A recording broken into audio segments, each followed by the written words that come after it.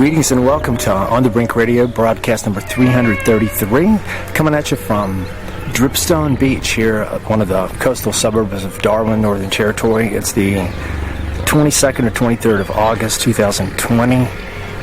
It's really cool to be up here in the top end. I'm coming into my second week after 5 beautiful months in Tasmania, where for the last month I saw ice just about every morning. And here I see the sun come up about 7:30, and it's about 23 degrees. Just absolutely beautiful and amazingly cool. And I'm doing a lot of bicycling, maybe between 15 and 30 kilometers every day.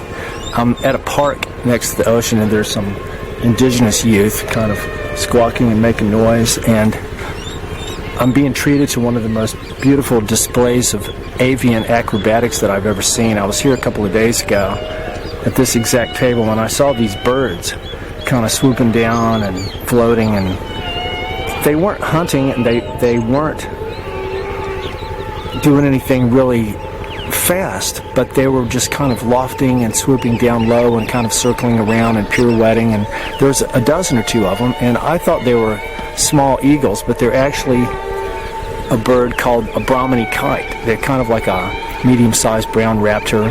They're so graceful when they play, but then I remember the expression kiting around, and I think that's when, like, if a young girl kind of like is quite promiscuous, she kites around. And so I don't know that promiscuity has anything to do with the flights of these birds, but it was just so entrancing yesterday to watch them for like an hour. They would swoop down about a meter from the ground, and they were just only just a few meters from me. They would, a group of them would come, and then they'd go away, and then they'd come back. And there's quite a few around today, but they're not right here where I am. This show is entitled "The Karma of COVID and Other Unnatural Disasters." I've sort of dealt with the whole pandemic coronavirus thing quite a lot back in the early weeks and months of when it was happening, and sort of tried to keep abreast of it all, but didn't really draw on it very much because it just seemed to be counterproductive for a really long time. People were just obsessed with it and focusing on all kinds of different aspects and dimensions that are rabbit holes, but not really providing any immediate guidance or information that was really of value. So what I'm trying to do, as I do with a lot of my investigative research with On the Brink, is to frame it all into a larger perspective, to try to make sense out of what's going on and why. Not so much who or what, but why it might be going on. And one of the things I keep bringing up with people is that when you pull back and look at this as a process that's been going on since like February or March, it's not an isolated incident. If you want to look at it in terms of what it's being made out to be, in terms of the perception management apparatus, as a biomedical pandemic or epidemic or a biomedical emergency or something like that, you know, if you want to believe that that's what it is, it's nothing new. I mean, we've had plagues and outbreaks of diseases and all different kind of stuff. I mean, at least this is the models that we've adopted and the maps that we've been following based, you know, to map out different kind of contagions and things, you know, going back as far as we know into history. Plagues that have killed people in Europe, like the Black Plague, the Red Death, and bubonic plague, and all kind of things like polio and malaria, and just the whole slew of all these diseases and stuff. The Spanish flu in the early decades of the 20th century. So, in the context of all these, this is just a little blip. It's really nothing. But you have to look at it in the context of even if that really is what it is, it's still being foisted on us through the greatest weapon system in use, mass media, especially television and the internet and radio. The combined socio-psychological effects of these technologies that have been in use for, well, close to 100 years now. We've all been progressively indoctrinated by techniques pioneered by Edward Bernays, public relations and the manufacture of consent and that kind of thing. So the difference between COVID-19 and the measles or the flu is that COVID-19 is getting a massive amount of PR. It's got the best PR agents in the world working for it to give it the maximum clout, the maximum visibility, the maximum impact.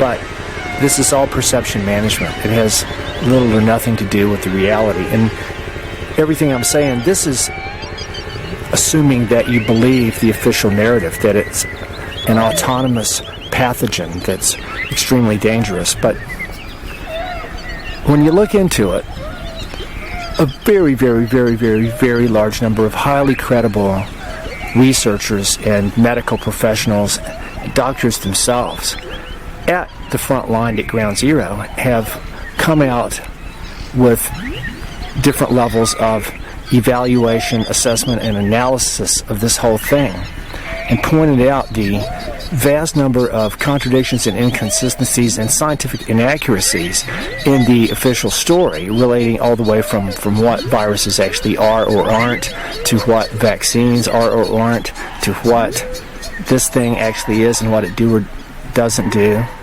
and all this stuff. And this is just looking at it biomedically. So there's a lot of bullshit out there. And to reiterate, again, because it's been many weeks since I've really even talked about this, I personally have never even taken the thing seriously.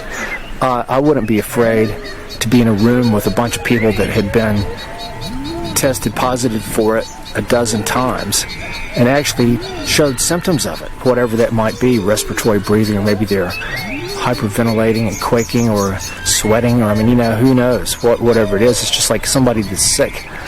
I've got a very strong, powerful immune system and am in immensely robust health. And so when you're healthy, you're not going to get that kind of thing.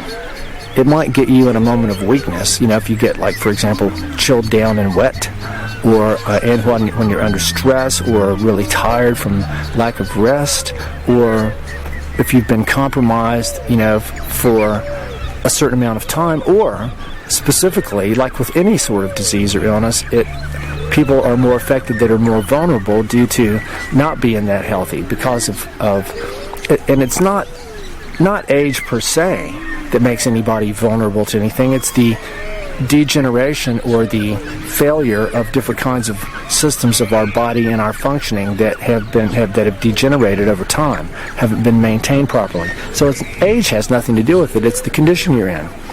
So people that already have existing health conditions, all that kind of stuff, these are the people that have been dying from this thing.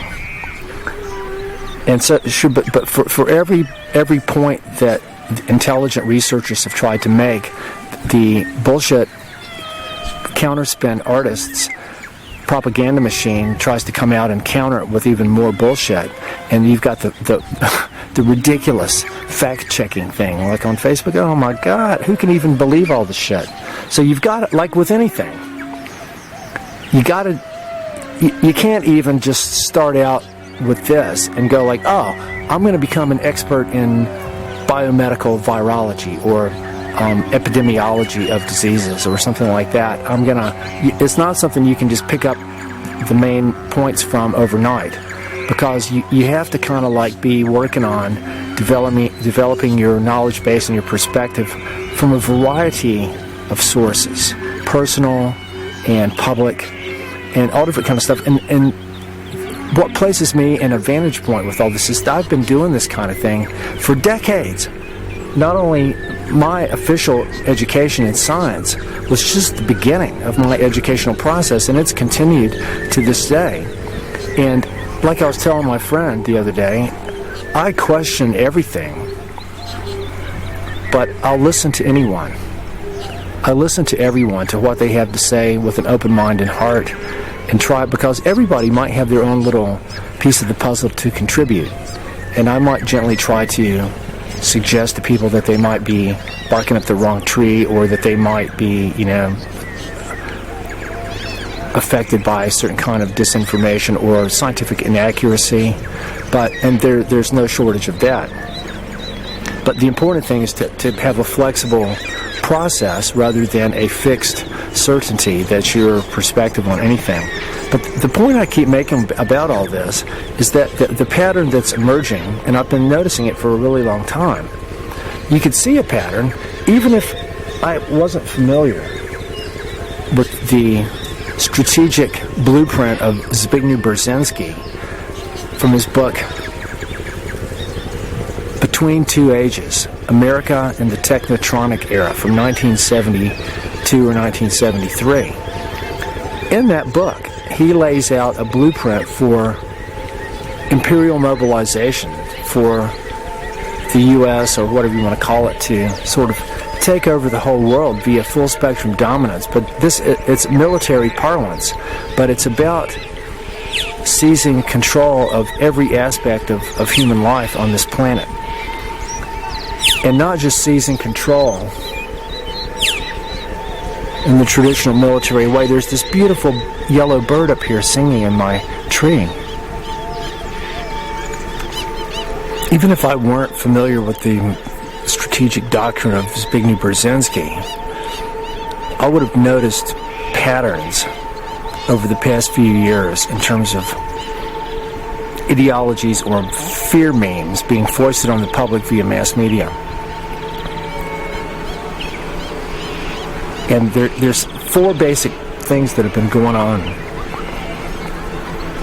starting back in like the 1970s and into the 80s. And it's really never gone away, but the whole thing of aliens, UFOs, alien beings, all the stuff on the X-Files and Steven Spielberg and all the D-Day, Independence Day, and all these movies and stuff like that. That was the biggest thing for a while, all the threat of the alien invasion, UFOs, and that was just huge. It was a huge thing for the longest time, and then that gradually started becoming supplanted by Islamic terrorists as the new fear bogey. This was kind of a gradual transition. But then we had 9/11 and Osama bin Laden and all this stuff. And so then it was and then ISIS and Al-Qaeda and all this stuff. And all this was like the dominant fear meme for the longest time. But then that started gradually becoming supplanted by the whole thing with global warming. But then that started morphing into what became climate change. And so up until even back in January or February of this year, that was the dominant fear thing, the whole thing of climate change. And we had Greta Thunberg, she was like the dominant, she was bigger than Trump in terms of a media personality, and she was interviewing David Attenborough and all this stuff. And then all of a sudden, all this has been completely eclipsed by coronavirus.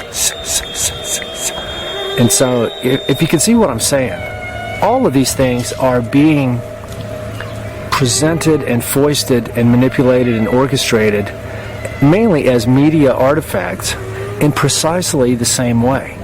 And if you can't see that, you're pretty blind, because but what these are, this is a textbook blueprint that the orchestrators are following. It's what Brzezinski talked about in the Technotronic era. He says that persisting social crisis is one of the instruments or modi operandi that the unrestrained powers that be can use as a way to transform American and world society into a more highly controlled society. And controlled, I guess, in the way of being obedient sheeple, of controlled in the way of restrained from their own freedom to do this and that.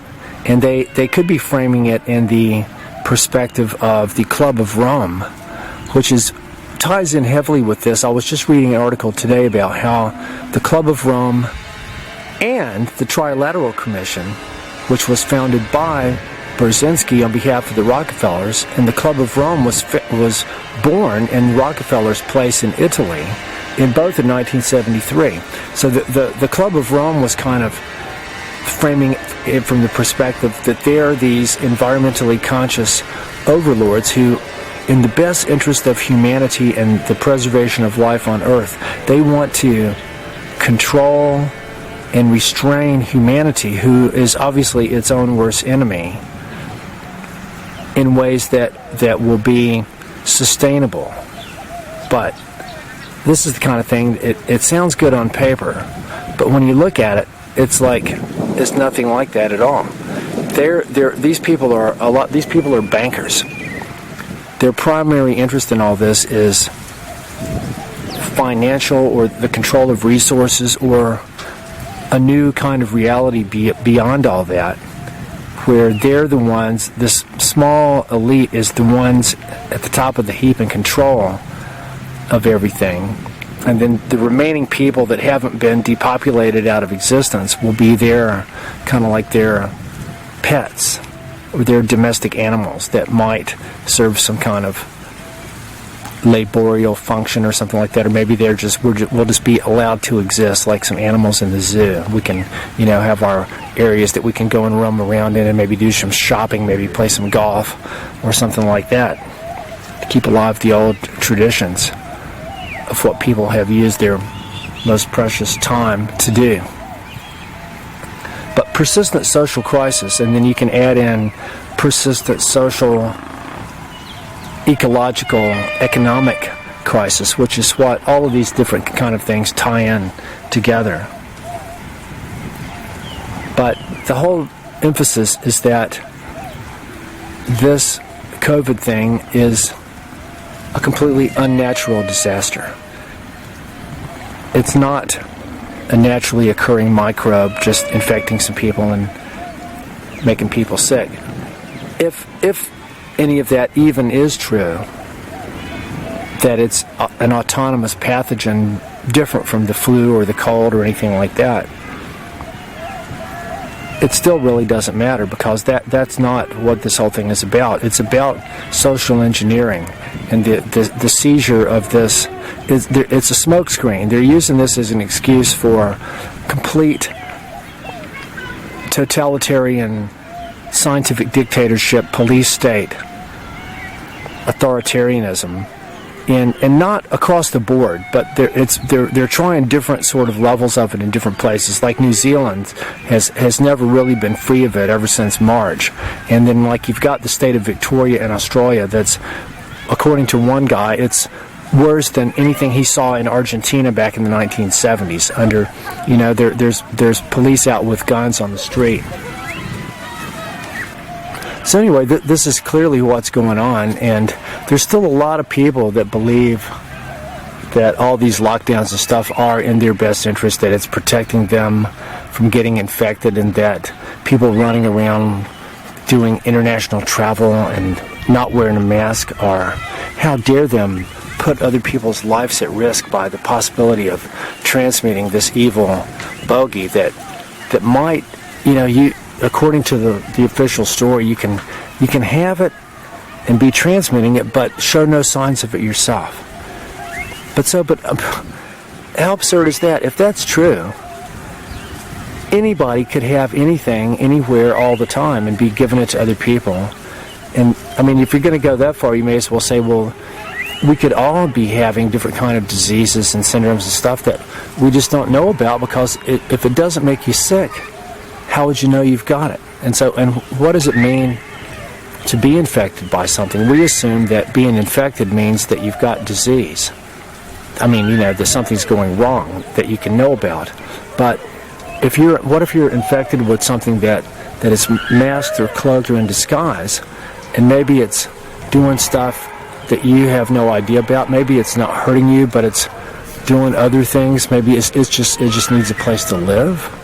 Maybe it's plotting your future. Maybe it's affecting you at the genetic level.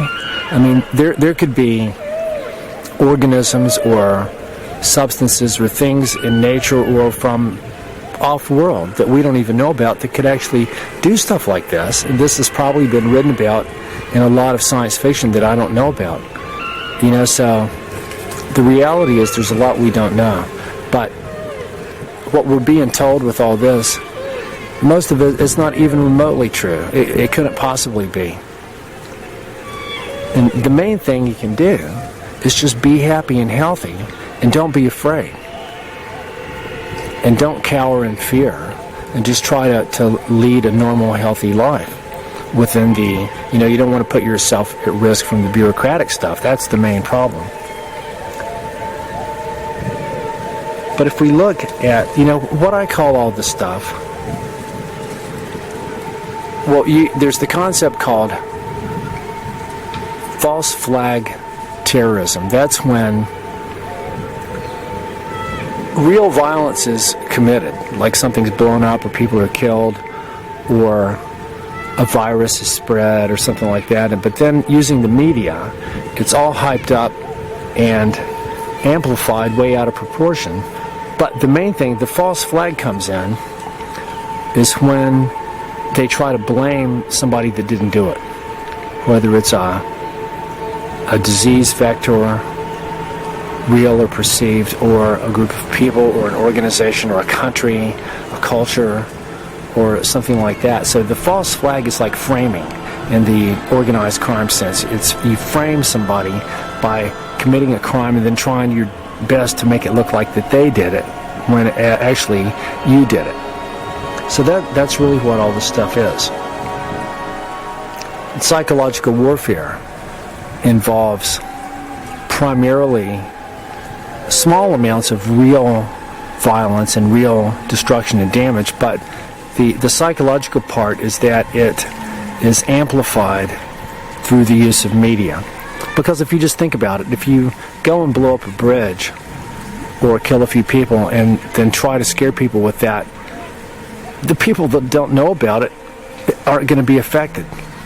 So if you just do one thing and then share it with everybody, it can have the maximum effect. And then you add in that, well, you can give the impression that this happened, meaning that it can be staged. And a lot of the terrorism that we see on the news, and a lot of the news in general, especially at the international level, is exactly this. It's fabricated by public relations firms. And so this is old school. This is given. This has been going on for many, many decades. But the emphasis here is on the centrality of media as a weapon. Because if you think about it, where do you get your daily information from?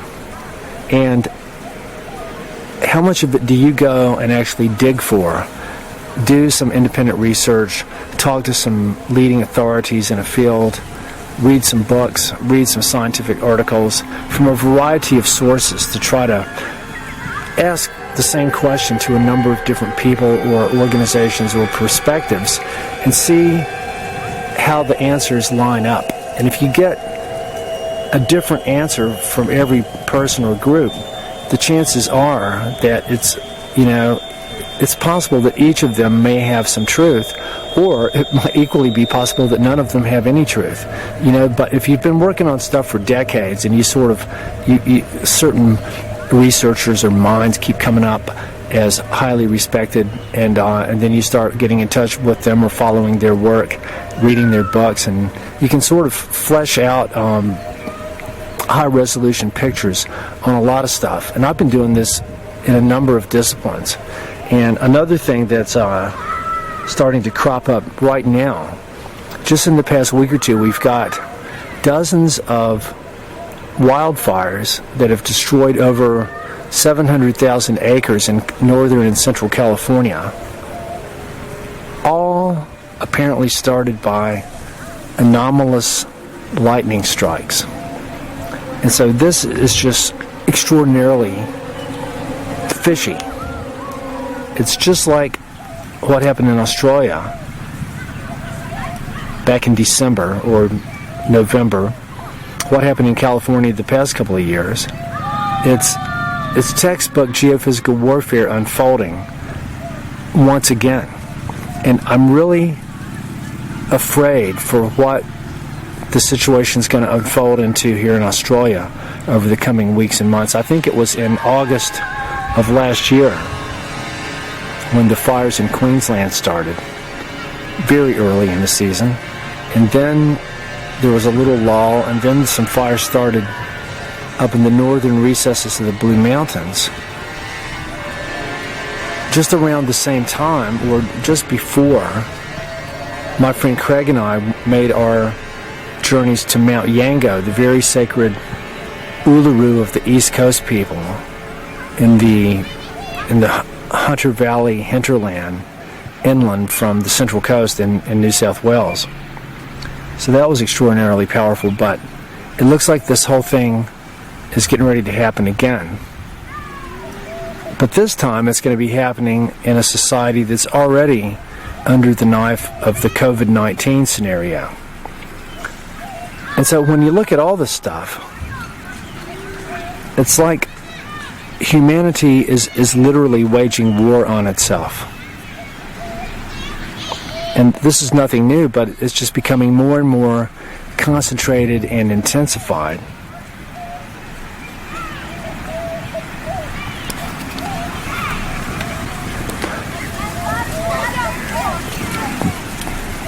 The main topic of the show is to look at why all this is happening.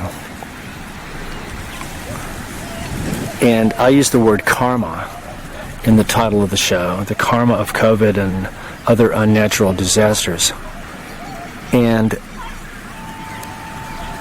the basic idea of karma is a Hindu concept. It's kind of like, it's quite complex, and they consider it to be a law, not just a principle, but a law that works very precisely and very specifically. So I don't pretend to be an authority or expert on that or anything, but the basic gist of karma is that what comes around goes around.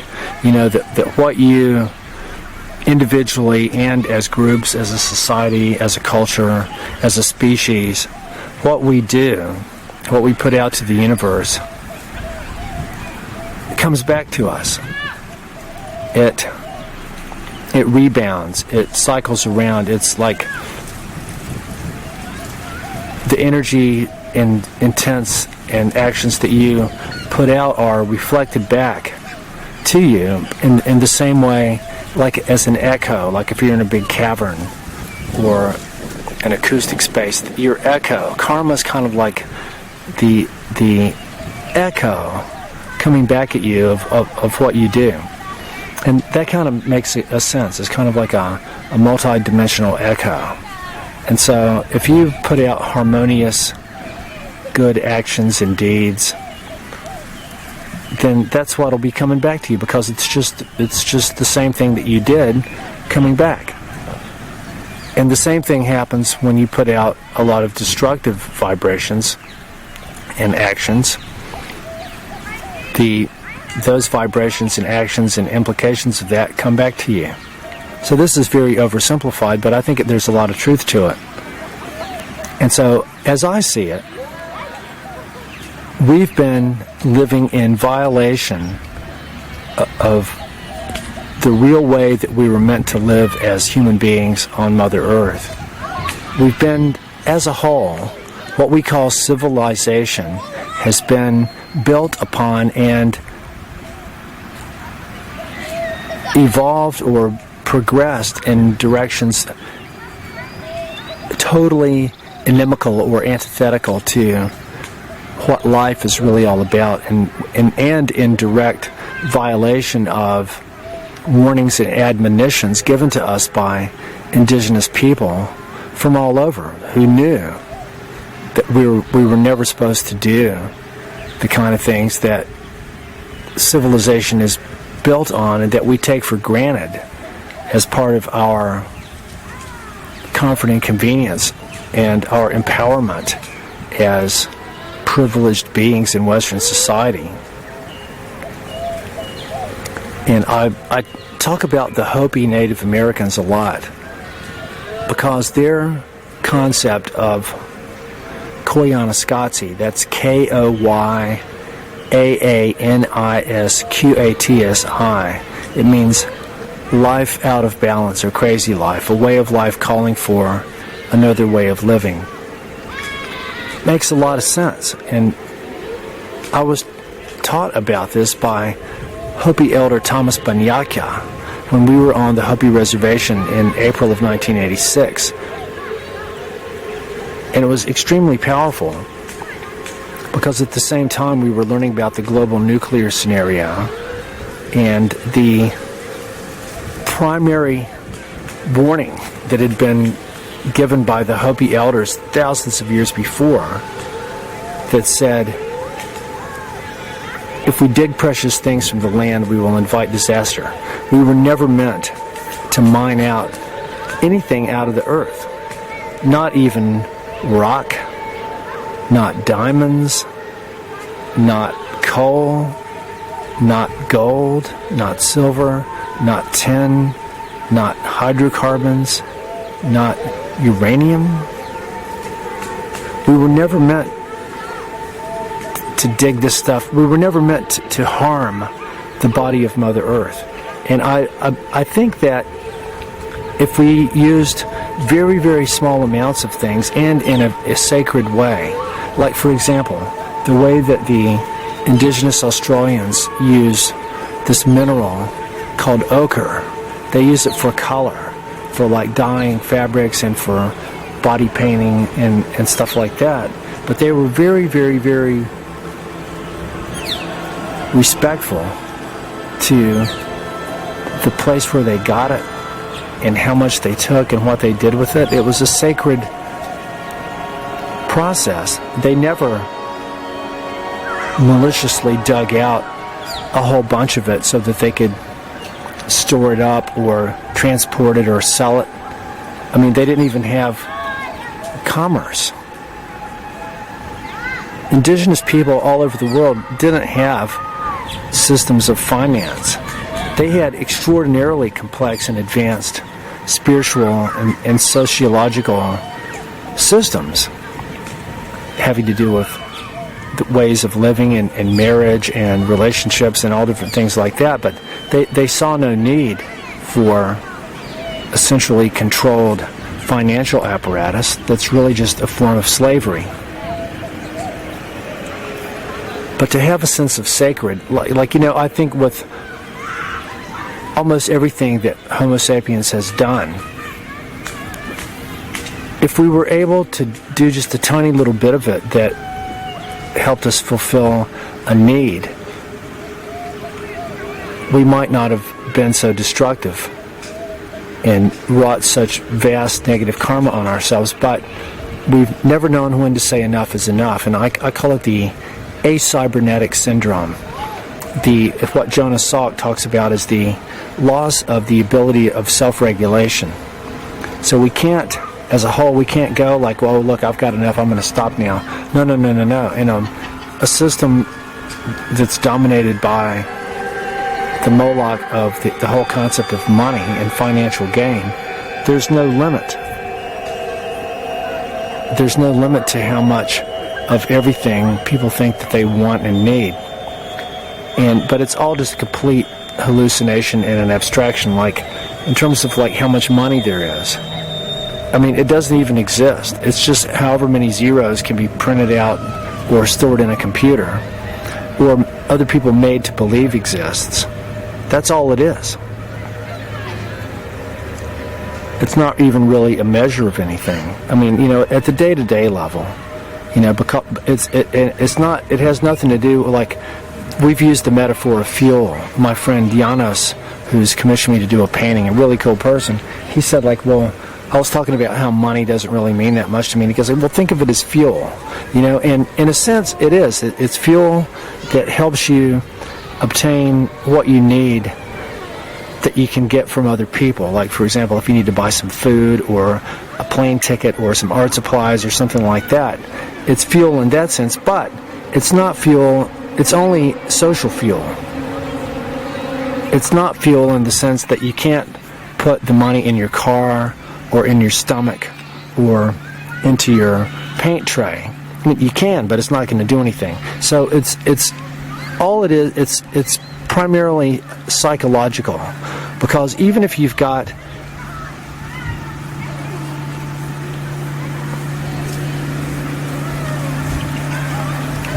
a mountain of gold sitting in front of you,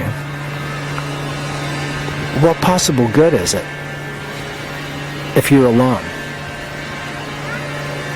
I mean, you can sit there and worship it, or you can get its vibe and get a buzz, and you can contemplate how you might rule the world with it and all this stuff, but what are you going to do? I mean, you can't use it for anything. The Egyptians use it for jewelry, but it's too soft to use as a metal. It's a good conductor of electricity. Gold could be very useful if you want to get other people to do stuff for you, like sell you their sailboat or a piece of property or plane ticket to Mars or something like that, but it has no intrinsic use value. It's a psychological thing.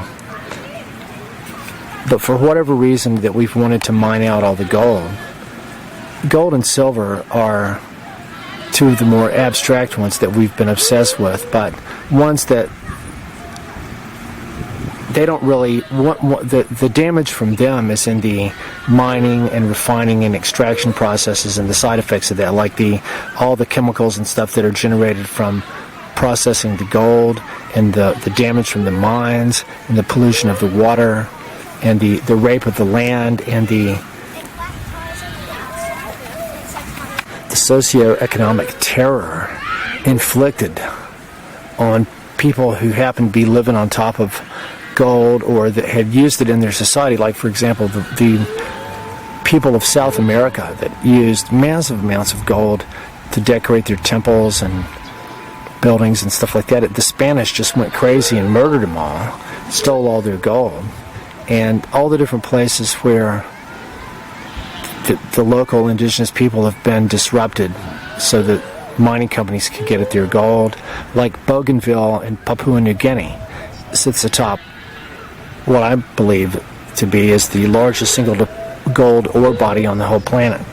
But gold is just one of the ones that a lot of people have killed each other over, but there's ones with far greater ecological catastrophic consequences, like the whole hydrocarbon scenario, the whole scenario with uranium, the global nuclear scenario made possible because of that, and the mining industry, coal here in Australia.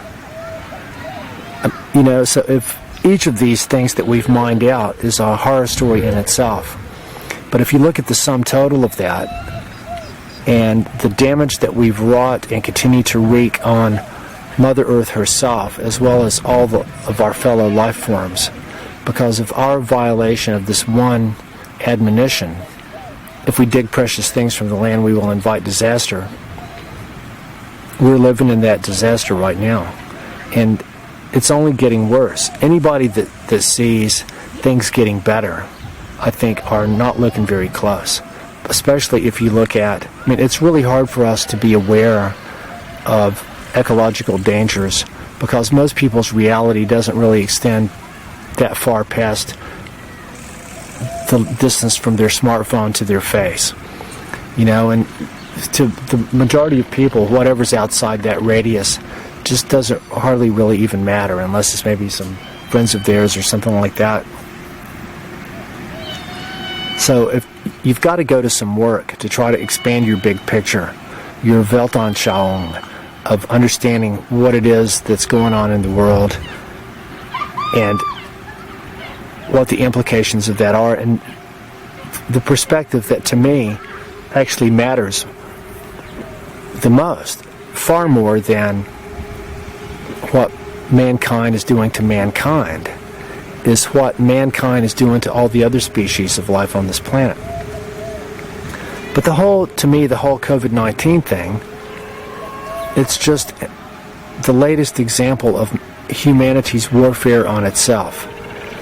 And it's the karma behind that is because we keep carrying our ecological damage to the next level, minute by minute, with every new technological advance, with every new weapon system, with every new industrial construction site, with every new military base, with every new rocket launch and mission to Mars. And the concept of, for example, Duncan Steele wanting to infect Mars with genetically modified organisms, what I'm calling Operation Frankenseed, stuff like that. I mean, this is like horrific beyond comprehension. And if you want to talk about stuff that we could do that could bring down even more bad karma on us, when we're talking about escaping the boundaries of our destruction and desecration limited to Mother Earth, when we're trying to expand this out into orbital space, into orbiting around the Earth and going to the moon, contaminating the moon with Israeli tardigrades, and launching probes going to Mars, disseminating genetically modified organisms and taking people to Mars. I don't think we're ever going to make it for many reasons, and I really hope we don't, but it's literally like spreading the infection throughout the solar system. And Loren Eiseley wrote a brilliant essay called The World Eaters, where he likens humanity to the cellular slime mold that, after it's devoured its local vicinity, it forms a fruiting body and it sends out all these spores to go and start the process somewhere else. And so that's very much like what that Israeli vehicle that crashed on the moon and spilled all these tardigrades. It had all this sort of like, I mean, who knows what was in there, but it was like information, genetic information and all different kind of stuff. It was like a viral spore capsule sent to the moon, and maybe it was designed to crash on purpose.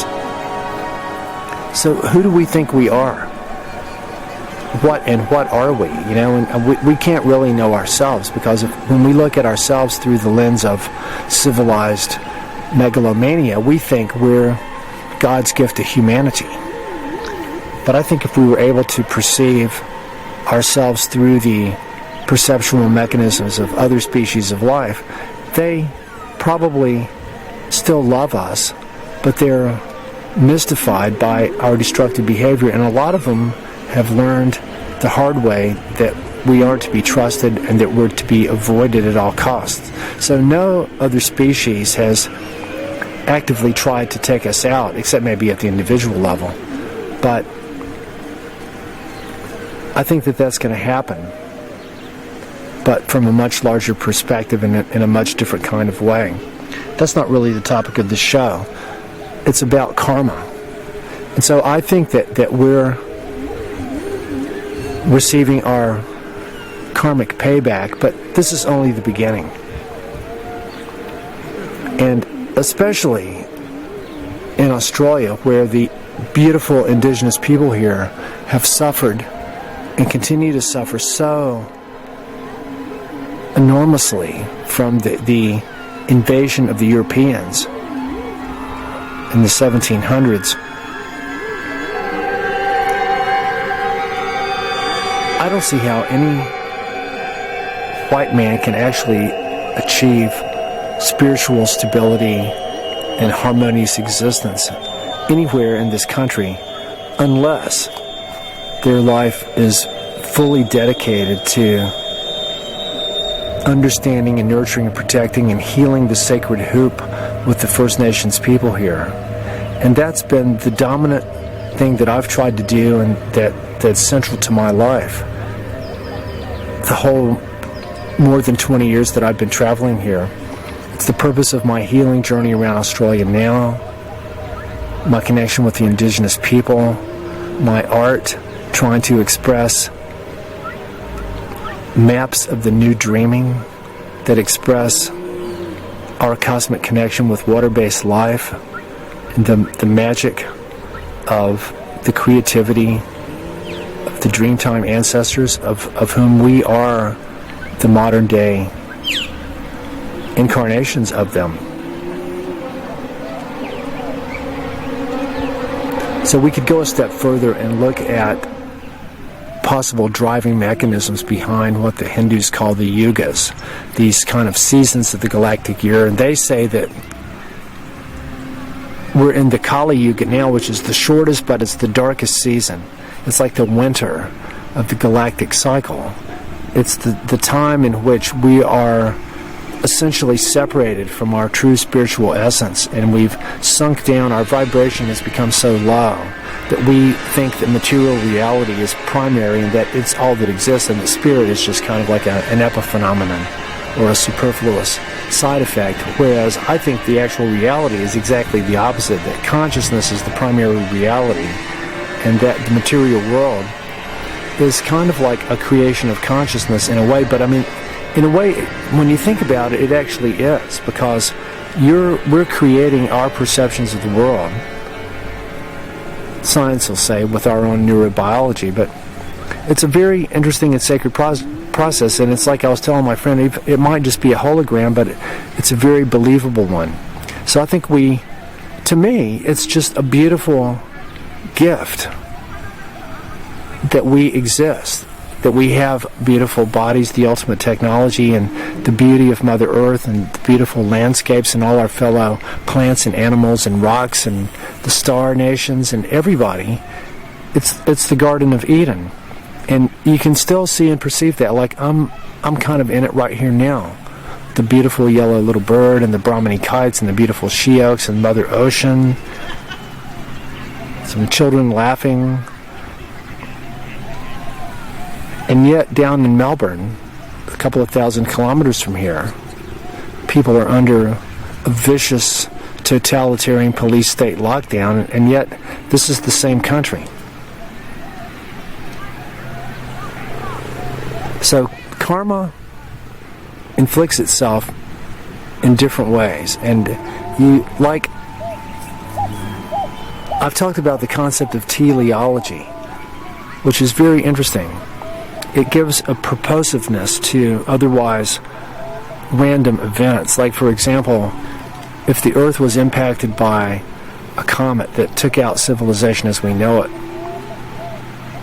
if there was anybody left, they might say, "Oh yeah, well, this is just a random celestial event that was bound to happen sooner or later because of gravity and orbital mechanics and where this comet tends to go and be."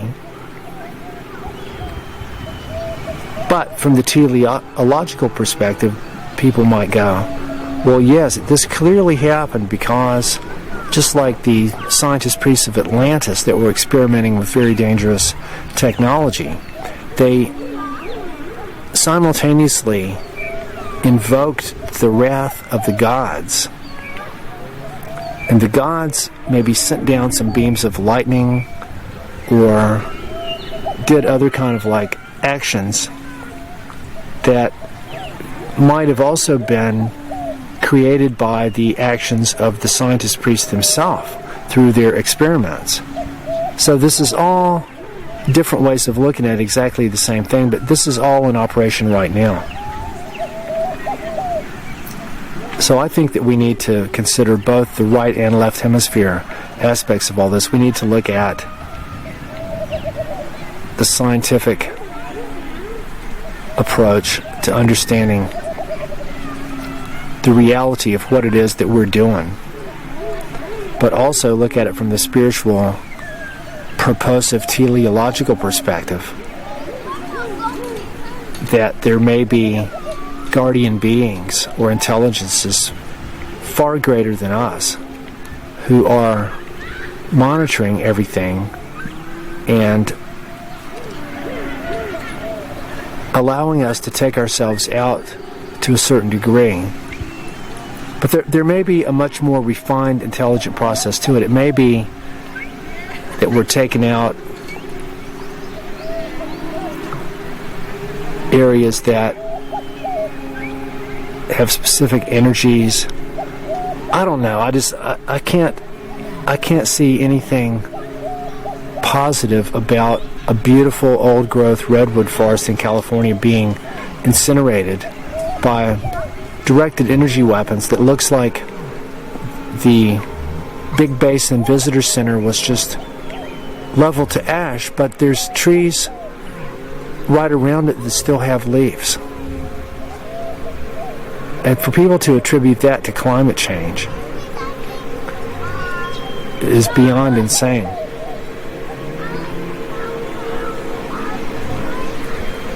Anyway, I think next week's show I'm going to be probably talking about the geophysical warfare thing in greater detail. And hopefully this fire scenario is not going to be as bad as it was last year, and hopefully not at all here in Australia. But it's time for me to go and jump in the ocean and have my swim, my connection with water-based life, and the beautiful salt water that doesn't like electronics. This is Jeff Phillips Wefferson signing off for On the Brink Radio here in Dripstone Beach on the coast of Darwin, Northern Territory. Live simply so that others may simply live. And Kia Manuia. Good day.